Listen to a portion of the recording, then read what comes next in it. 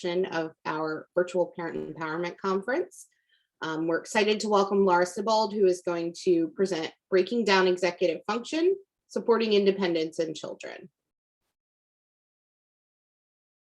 All right, so let's check out our participant outcomes for today. First of all, welcome and thank you everyone for joining me today. I know it's a Friday evening in the spring, so I really value that you chose to spend your night with us. And I hope you get to take away some interesting things about executive function that you can put to use right away. I'm hoping that this will be a pretty interactive session for some discussion areas that we're gonna kind of talk through. And so I'm excited to hear about some of your experiences.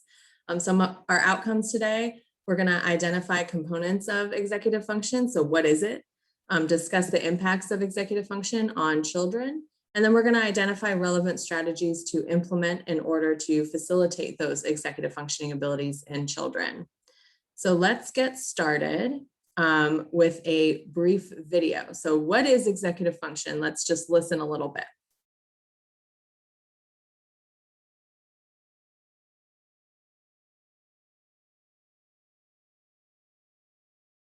Do you find your child to be disorganized? Do they have trouble focusing on more than one thing at a time? And what's up with them not remembering any of the instructions you just gave them? Expecting that your young child will be as organized as you or have as much focus as you is not quite developmentally accurate. When your child reaches preschool age, they are just starting to exhibit the skills of executive function, and it is your job to help nourish that growth. What is executive function? Executive function is a set of mental processes that enable us to plan, focus attention, remember instructions, juggle multiple tasks successfully, and link past experiences to the present. To better understand this concept of executive function, let's take a look at what is going on within the brain. It all starts in the prefrontal cortex of the brain, which is the most advanced part of the brain. In humans, it makes up almost the whole front third of the brain. It helps monitor and regulate your emotional circuits and habit circuits. For example, if a person is mad and their immediate reaction is to scream and throw punches, the prefrontal cortex allows them to come up with a more productive reaction, like explaining their feelings or taking some deep breaths to calm down. This part of your brain is also in charge of planning and getting stuff done. This can range from devising a little white lie or plotting revenge to going to the bathroom or planning a trip around the world. Importantly, it is also the slowest part of the brain to develop, continuing to mature until your mid-20s. So it's highly influenced by experiences, especially during the preschool years. A child is not born with executive function skills, but they are born with the potential to develop them. The skills of executive function depend on 3 different types of brain functions that are primarily mediated by the prefrontal cortex: working memory, mental flexibility, and self-control. Let's break each of these 3 skills down. Working memory is the ability to retain and use distinct pieces of information over short periods of time. Mental flexibility is the ability to sustain or shift attention in response to different demands or to apply different rules to different settings. Self-control enables us to set priorities and resist impulsive actions or responses. As you can see, the 3 executive function skills, working memory, mental flexibility, and self-control, affect almost every aspect of our day. Realizing that children are still learning and not just being bad can be a refreshing perspective for us adults to remember. So next time you realize that your child needs help following directions, staying focused, or seeing something from a different perspective, think of it as an opportunity to support and nurture brain development. When a child feels nurtured, their brain releases the hormone oxytocin, which reduces stress and allows the prefrontal cortex to flourish.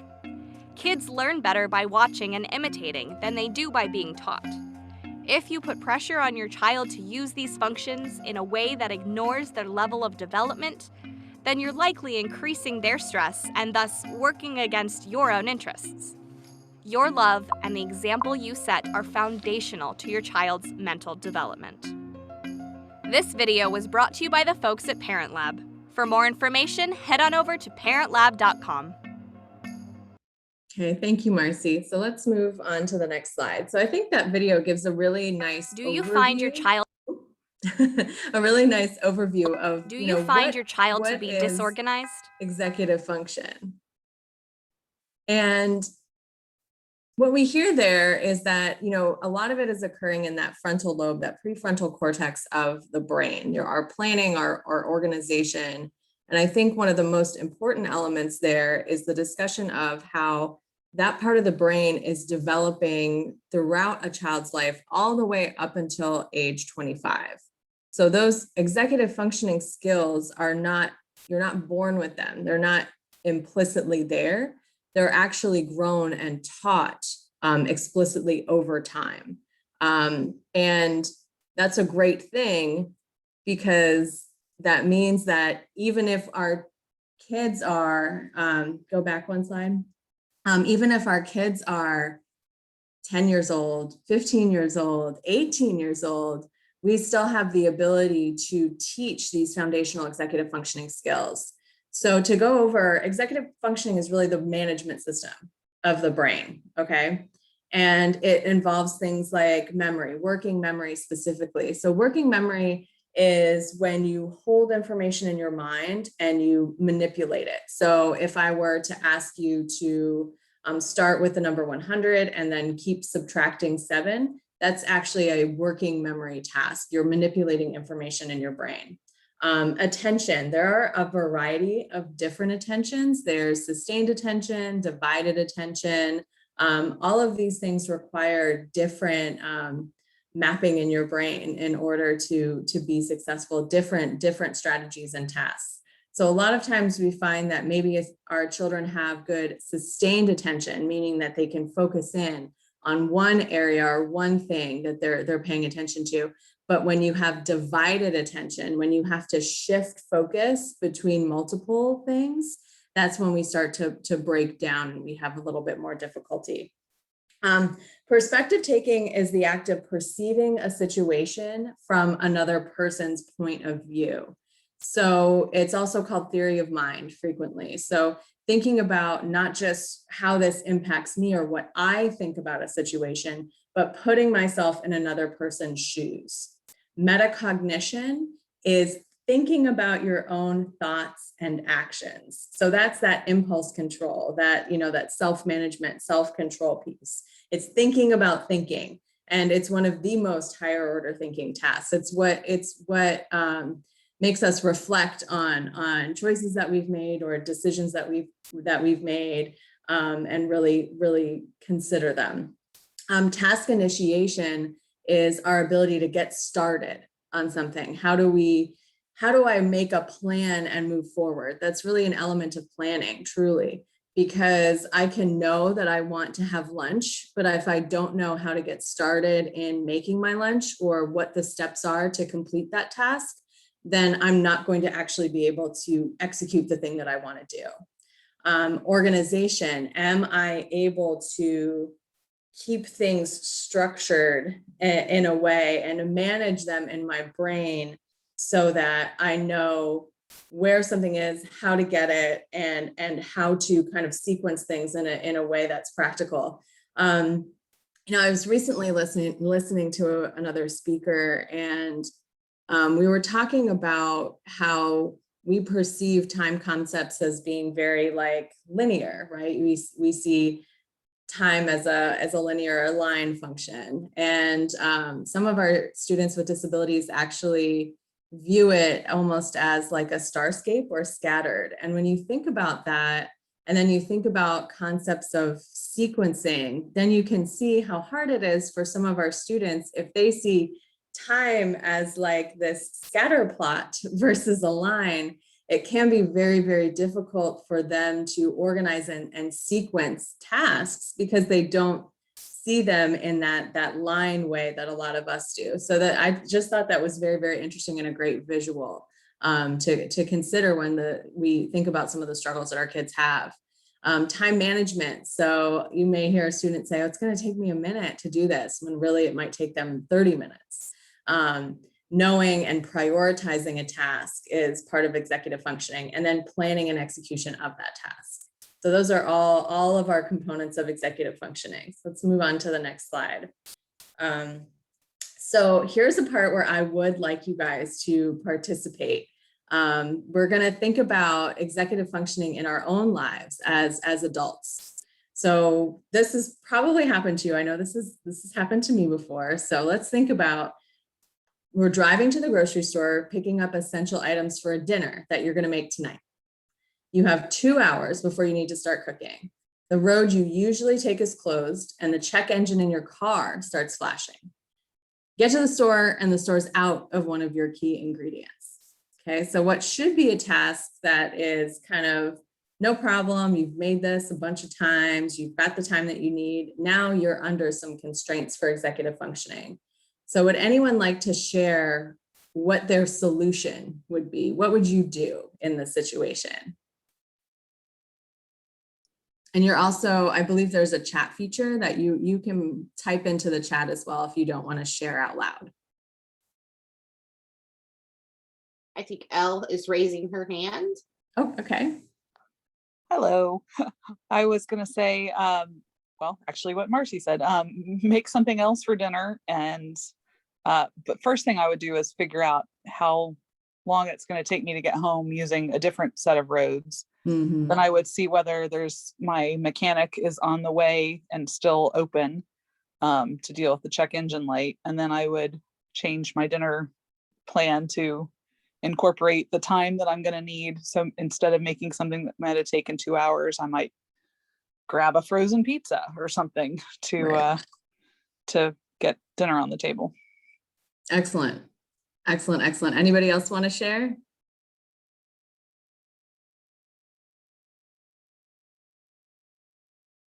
I had one person tell me before when I used this example that they would call their husband and say, you have to make dinner now. Which I thought was actually pretty good. Yes, DoorDash. Yep. It's becoming a much more common vocabulary word this year, right? So Marcy, if you could flip back to the last slide for just a second. Based on some of the information shared, you know, that we would maybe check to see if our mechanic is open, we would find a new route home, we would maybe get something different for dinner. What are some of the executive functioning skills that you exhibited in changing your plan? Anybody have any thoughts?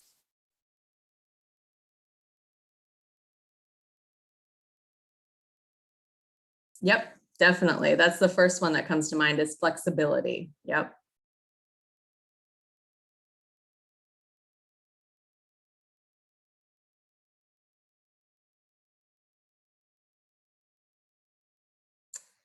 Task initiation, planning for sure, and attention. Yep. Now you've got a divided attention, and it could be a little bit of everything, right? Trying to remember, what is it that I have in my fridge at home? What can I use now to make something different that I don't have this key ingredient? So we're definitely looking at this flexibility here. Now imagine that you are someone who has deficits. Memory, what's my mechanic's name? Yeah, so you can find them in your phone. So think about the situation where someone has not developed these executive functioning skills and they're faced in a similar situation that we really deal with on an everyday basis. This, if you can jump forward to the example, this is something that we just manage. You know, you don't really think about it. You don't think about the level of planning and execution that goes into this kind of last minute change.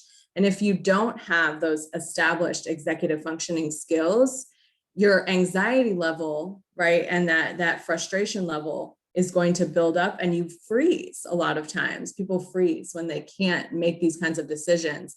And one of the things we're going to talk about today is that it's not necessarily related to cognitive function. This is a completely separate entity from an IQ score. People can be extremely bright and still lack executive functioning skills, which makes it difficult to function in your day-to-day lives. Okay, so let's move to the next slide. Okay, so we did this. I should have had you move forward. I'm sorry. So we changed the plan. We had some of our, anxiety factors in, for sure. Absolutely. Even as adults, anxiety factors in. And we had to manage emotions of like that feeling of anxiousness creeping up and thinking like, oh, it's okay. I have a plan and I know that there are ways for me to move forward here. And there are things that I can do that it's all going to be okay. You know, even if I have frozen pizza for dinner, who cares? It's awesome. Okay, so let's move to the next slide and let's dig into kind of our children with disabilities and what executive functioning means for them. Many children struggle with this idea of executive functioning past early childhood. The video mentioned like developmentally in preschool, you know, we're not seeing it yet, and we start kind of seeing that build all the way through age 25.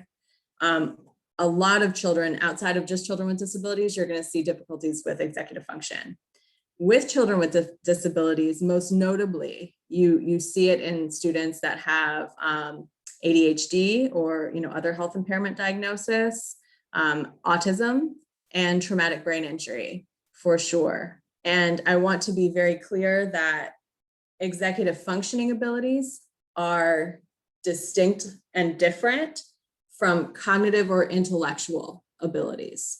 So, you know, I'm an instructional specialist for autism with Prince George's County, and I can tell you that I have students who are in a TAG program, in a gifted and talented program, and very bright children, but they still struggle with these concepts of executive function, with these planning, these organizational tasks. They are hard for children. Okay, so let's go on to the next slide, please. Thank you for sharing, Ms. Speaks, for sure. Children can be very bright. You know, they have all the answers. They may have very strong long-term memory skills, right? That memorization, they can tell you the dates of everything, be able to work through math problems really well. But then when you try to say, okay, organize and make a plan for how you're going to get your homework done this week, it becomes, I don't know what to do. I don't know how to move forward with this. I don't know how to get going. So we kind of forget to teach these skills such as organization, right? Yeah, washing your hands. That's too many steps for my kid. Very interesting. They may not be able to figure out how. They know they need to do the task, but how do I initiate it? Where do I go? How do I get to it? What do I need to get done? And then coming back around to rejoining the previous task, or maybe I get distracted, that the divided attention piece there. I might get distracted by something else. That may be also a boy thing, right? Using soap. A lot of times we assume students inherently develop these skills. So we get really frustrated, like, oh my gosh, why don't you have your agenda together? Why does your backpack look like there was a hurricane inside of it? And it's because these are not just, you know, intellectual skills. These are executive functioning skills. They are things that need to be explicitly taught, concretely represented. And in the video, it talked a little bit about how you model for your children. You model your thought process. And I think that that's a really beautiful way to think of it. Describing out loud the things that you're doing, you know, okay, well, I'm going to write my meeting down on my calendar so that I remember that I have this meeting, or I'm going to write down the things that I need to do in order to finish what I need to finish for the day, or I'm going to write down my chores. Let's write them down together. So you're modeling, you're not demanding that your child is doing something, you're modeling with them. Let's write down our tasks for the day together. Let's write down our grocery list and our shopping lists together. If you think of yourself really as that model of your prefrontal cortex and that model of the brain, it's really powerful because you really are modeling and teaching those skills. Let's move to the next slide. So I have another video here, and I think it's really interesting. It's a day in the life of a student that has executive functioning deficits, just to kind of hit home and feel what it's really like. And Marcy, I'll have you there's a wind down of the video at the end, I'll tell you when to stop it. It'll be before the end of the video. Meet Josh. Josh is a 6th grade student who has executive functioning issues. Executive functions work together to help the brain organize and act on information. Watch Josh's day to see what some of our own students have to deal with.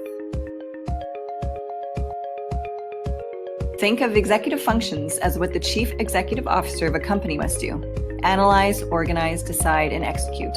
Around the time of puberty, the frontal part of the cortex of the brain matures, allowing individuals to perform these skills. Some students' brains may take longer to mature, meaning that these functions continue to pose difficulties to them. It's 7 a.m. Josh is about to leave the house. He knows he's forgetting something, but what is it? Ah, that's it. It's his cleats for his soccer game. He runs back in the house to grab them, but ends up forgetting his backpack while running to catch the bus. The executive functions present are organization and working memory.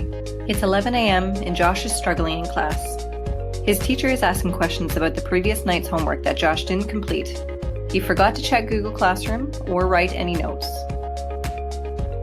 The executive functions present are organizing and focusing. 12:10, lunchtime, Josh's favorite part of the day. During lunch, he talks too loud and tends to annoy his friends. He's been in the hall even though he's been asked 3 times to leave. The executive functions present are self-monitoring and controlling impulses. 12:50, Josh's teacher has explained the class's next task verbally and has written it down on the board. Josh is still having trouble getting started though, and his laptop is open when others are working. The teacher explains the expectations a second and third time to Josh before he actually starts. The executive functions present are shifting focus, setting priorities, and starting tasks. 7 o'clock. After a lot of pushing from his mom, Josh finally sits down to do homework, but he doesn't know where to start. Instead of doing his English chapter questions or Pearson homework due tomorrow, he surfs the web for a science topic that's due for his project next week. The executive functions present are setting priorities, starting tasks, and sustaining attention. 11:30 p.m. It's way past Josh's bedtime and he's exhausted. He tries to sleep, but he can't shut off his brain. He's worrying about disappointing his teachers because he never completes his homework, and he cannot follow what is going on in his classes. The executive functions present are regulating alertness and keeping emotions in check. You can stop It is extremely common for students that struggle with learning and attention issues to also have problems with executive functions. Thank you. So I kind of just wanted to go through that so you guys could see, in a student's day, what kind of executive functioning tasks may be expected of them and where those breakdowns may be. So if we move to the next slide, I did want to give you guys an opportunity to share thoughts. Did anything resonate with you? Is there anything you'd like to comment on from the video?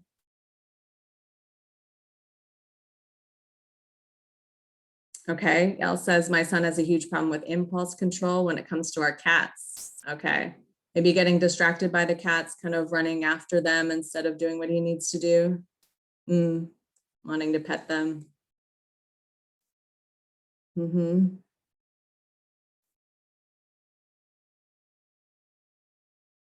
Does anyone else want to share some of their experiences with their children as well? Or did anything resonate with you in the video?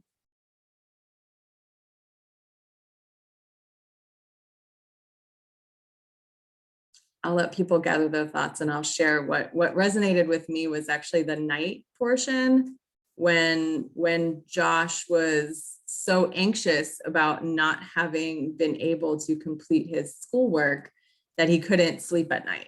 I think a lot of times we tend to think that students are being deliberate in, well, I wish that my child would just do his homework. I keep telling him, I'm telling him over and over and over again to do his homework, do his homework. And he says he's doing it or he's working on it. And then the next day it's, oh, I didn't get this and this done. And in the video, Josh worked on a science project that he's probably more interested in than in doing something that he was needed to do for the next day, because he really struggled with that idea of prioritization of tasks and getting it, what do I need to do first? What do I need to do next? Distracted by bald eagle. I'm hearing that actually there are more, there's like a resurgence of bald eagles in the area. So that's good. I'm glad you get to see that. But I think it's really important to remember for executive function that this is a skill that needs to be modeled, right? So if we work together and we write down, okay, let's think about what is our long-term calendar look like for homework.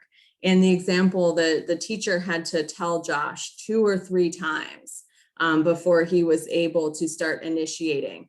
For what I would say in that situation is, I've had students who really struggle to initiate that warm up, and using just a little post-it note that said like, hey, remember for virtual learning, like click on warm up link, or in person, look to the board. And just that little reminder enabled them to initiate that task and then move forward with what they needed to do. It's sometimes it's just the smallest of things, that initial kind of prompting. So let's move on to the next slide. And we talked a little bit about this. This is what does it look like? Executive functioning skills, starting, completing tasks with our prioritization, forgetting what was just heard, what was just said, our working memory, we can't hold it in there. Following sequencing, we just talked about that idea of time as a linear function versus as like a starscape. And if you see it in this kind of way, it becomes a little more clear of why it's hard to sequence something if you don't see things in order. And yeah, I could go into a whole discussion on that, and I'm gonna I'll stop myself. Kind of this dysregulation or panic when rules or routines change because we have to process new information. Switching focus, getting really emotional and fixating on things, keeping track of belongings, and having trouble managing time. So these are all things that you'll see with executive function that sometimes we don't ascribe to those higher order thinking skills. So let's talk about how can we support this? Like what are some ways that we can move forward with building executive functioning skills? So organization, we need to do repeated practice in the use of different tools and organizational structures. So it's not enough just to say, here, use this calendar, or here, I got you an agenda. It is the instruction in, this is how we're using the agenda together. That modeling of, that being kind of the model executive function, the model prefrontal cortex for your child to help build those skills. Using visual structures in your home. So like clear expectations of, there was washing hands before was mentioned as being a struggle, a clear signal, like sign in the bathroom, like we need to wash our hands. Remember, we're turning on the tap. Like, how are we initiating that? Just to start building that routine so that the expectations are delineated. Or, at the dinner table, a little prompt that says, oh, he ignored it. Did you practice together? That's would be one of the things that I would suggest would be modeling, and that continued, repeated over and over, kind of coming together and doing that. Understanding where materials are for our access. I'm sorry, my apartment just got kind of dark, but it looks like I'm okay. I'm okay on screen. Okay, let's go to the next slide. So for initiation, using a checklist of our expectations, what is it that we are looking to accomplish today? What does it mean to have a successful day? For it could be for a school day or for a weekend. What does that look like? What do we want our children to be doing in order for them to have done what they needed to do for the day? Like actually writing it out and being very transparent and concrete with it is essential, because then you're not relying on that working memory piece, right? You're relying on the actual written down expectations. You can think of it as a contract a little bit. I think that can be perceived as a little bit formal, but it's the same idea, because you're entering into an agreement together to, this is what makes a good day. So you're always on the same page. Highlight when other people are doing the behavior that you want to see. Oh, I see that so-and-so is washing their hands. That's great. I like how you're doing da da da da da da da. You know, you're highlighting and drawing attention to the things that you like seeing. In that way, it's another way of modeling, except you're not the one modeling, you're actually pointing out the models. So that is also something that's really, really powerful.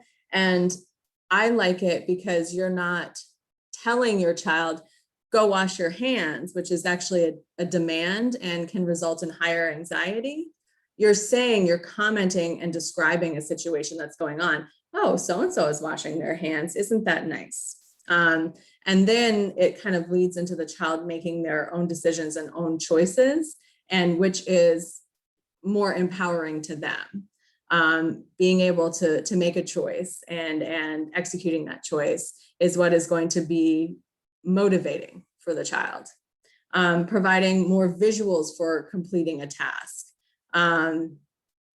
Using social stories and power cards. And there is a video on social stories and power cards on the Family Support Center website that we did a training on earlier. So if you're interested in learning more about that, I encourage you to check out that video for sure. Okay, so for planning and time management, this is always, I think, one of the more fun things, because when, you know, I work with kids, they'll say, oh, it's going to take me 30 seconds. It's going to take me 5 minutes, 1 minute. And it never does. It always takes much, much longer than the student is anticipating when they're trying to get something done. So using timers, using the timer on your phone to say, okay, well, we're going to see how long does it take to do the dishes? Because they may perceive it the opposite, right? Oh, it's going to take an hour for me to do those dishes. That's just too much time. Or I don't want to take a shower because it takes too long. And if you actually time it, it really does not take that long. And so kind of taking that abstract idea of time and time management and putting a number on it, that helps. That makes what happens when they change the timer. Ooh, sneaky. Well, if it's your phone timer, then hopefully they won't be changing it. Or you can let them have one timer and you're monitoring another one in another room, just to kind of cross check, right? Use of checklists as well for, when something is getting done, and especially if you have long-term projects, things that are going to take a long time, like the steps to execute and complete those tasks. I can't stress enough the idea of writing it all out and actually using tools together. Because remember, if we just give them the tools, they don't necessarily know how to use them. So that modeling piece, that working on it together, is really, really critical. Okay. So here we come into one of my more favorite areas, perspective taking and flexibility. And when we think about this is really how do the first step of this is just considering that other people have thoughts. And it's such a basic concept that we often just kind of gloss right over it. Of course, other people have thoughts that might be different than mine. But people with executive functioning challenges don't always think that way. And I don't mean it in that they're being rude. I mean, their brain does not think that way. So we have to help them process the information. So I use these kind of cartoon thought bubbles a lot to say, well, you may think this. You may think it's funny that you tripped your sister walking in the store. Your sister was sad because she got hurt, and mom was angry because this was a situation where your sister could get hurt. So it's actually visually representing that there are different thoughts in people's heads and making it very, very concrete. And what you're doing is you're doing something called social behavior mapping, where you're connecting the action of one person to the thoughts of another person to their actual actions. So if you take it from the next step, well, your sister might not want to play with you anymore because you made her sad, you hurt her.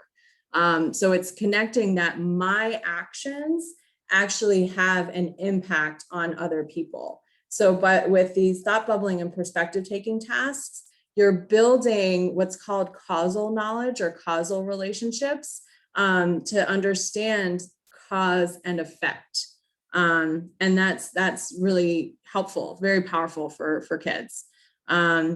We talked about making things visual, making it permanent, right? Referring back. So maybe in the moment they don't get it. Maybe when you're doing it right away, they're not understanding. But if you give the opportunity for a child to refer back to a visual strategy that you've done before, very, very helpful.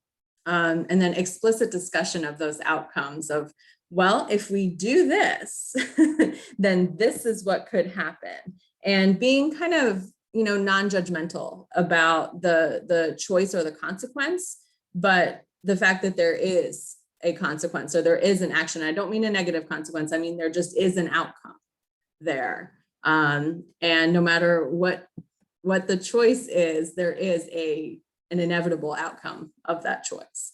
You can do half your homework and the inevitable outcome is that you'll get half of your credit for that. You could do no homework and the inevitable outcome is that you get no credit for it. You can stay up all night and play video games. The outcome is that you're going to be too tired to complete your schoolwork and you probably won't learn anything tomorrow. So being just very explicit about these ideas of this is the choice and then this is the outcome. Okay. And we can go to the next slide, motivation.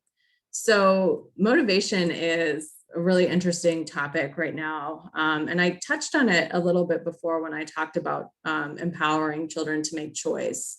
And I think that, we think about all the things that we want children to do and that we need them to do. And a lot of times we'll use first then structures visually, I'm first going to show you that you do this and then you can earn this reward. And that is very, very transactional. When we use token reinforcement, it's very transactional. You get 5 stars and then you earn this reward. And that can be very effective. But I also want you to think about our interactions are not we don't want them to just be transactional. We want to build those ideas of intrinsic motivation with children and the ability to have our own internal motivation. And that comes from being able to make a choice. So for example, if I was talking before about highlighting the behavior of someone or highlighting the behavior of something that a desired outcome. Well, I see so-and-so sat down to play this game with us and I'm really excited. I'm really looking forward to play this game. I wonder who else will join us. You're giving your child an opportunity to make a choice and they're choosing, whether to participate or whether not to. If they choose to participate, it's on their terms and that becomes motivating. They've motivated themselves to do it. They've made a decision. They've built their own independence by making that choice, which is really empowering for kids. And definitely something that we want our students to be empowered to make those kinds of choices, to feel like they can make a choice.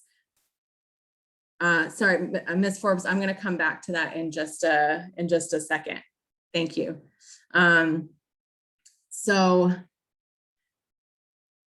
empowering our kids to make those kinds of choices builds their independent thinking skills, right? Builds that understanding, that reasoning ability, even in students that may have more intellectual disabilities.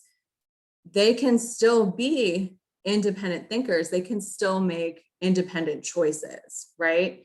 So a lot of times we tend to say, sit there, do this. And I think, yes, if you could move on to the next slide, and I will talk about motivation again. I promise. I just want to kind of move into this part too. We tend to prompt our kids a lot, telling them what to do. We don't want to, sit here, we're going to use this, get this, do this. And that makes them dependent on your frontal lobe to plan and execute and do tasks, right?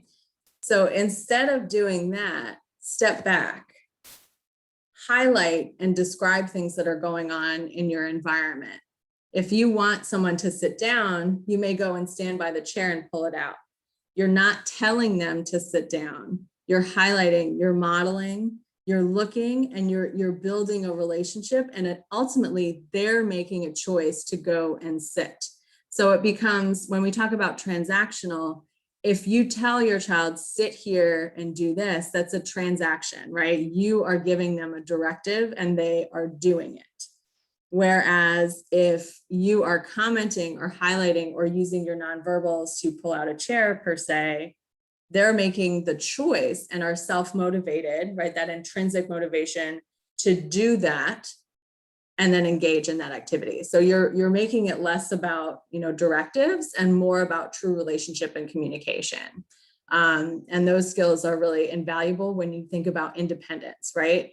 So I have a background also in trauma-informed care, and we look at competency as one of the biggest framework areas and one of those biggest empowerment areas. When we talk about empowering kids, it's about them being able to make choices, and that aligns with being RDI certified. It's about making choices and building relationships.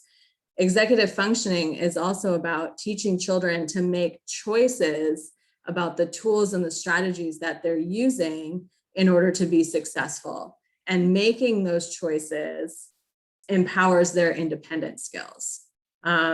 And you're part of that by being the model, right? You're the person that is kind of guiding and showing and providing examples, but it's like that idea of showing and not telling all the time. So my next slide is for questions. We've got about 14 minutes left for the presentation, and I did want to leave a lot of time for